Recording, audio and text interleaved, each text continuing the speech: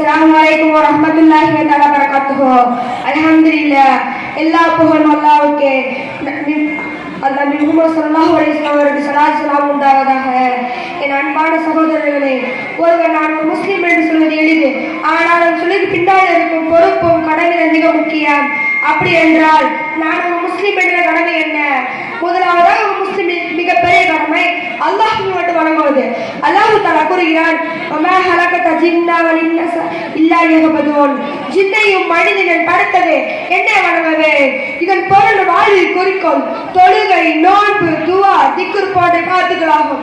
நாள்தோறும் 5 வேளை தொழுகை காப்பது, ரமலான் நோன்பை முழுமையாக நிறைவேற்றுவது, ஹலால் வழியில் வாழ முயற்சிப்பது, இவர் முஸ்லிம் அடிப்படை கடமைகள். அடுத்ததாக நபி ஸல்லல்லாஹு அலைஹி வஸல்லம் பின்பற்றுவது ஒரு முஸ்லிம் கடமை.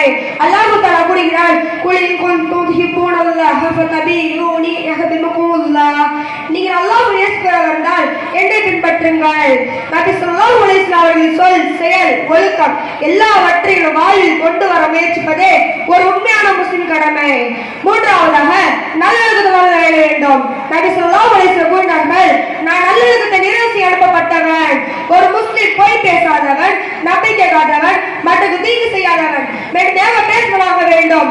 நம் நாவும் கையும் யாருக்கும் துன்பம் தரக்கூடாது. நான்காவதாக மற்ற மனிதரின் உறுதியை காக்க வேண்டும். பெற்றோருக்கு மரியாதை, கணவன், மனைவி, பிள்ளைகள் பொறுப்புகள், அயலாளி உரிமைகள், ஏழைகளின் இரக்கம், இவை அனைத்தும் ஒரு முஸ்லிம் கடமை. அன்பான சகோதரர்களே, ஒரு முஸ்லிம் தலை போட்டு வாழ்வதில்ல, அவனது வாழ்க்கையை பார்த்து மற்றவர்கள் இஸ்லாம் ஒரு அழகான மார்க்கம் உணர வேண்டும். அதனால் நம் செயல்கள் குர்ஆனுக்கும் சுன்னாவுக்கும் ஏற்றவாறு இருக்க வேண்டும்.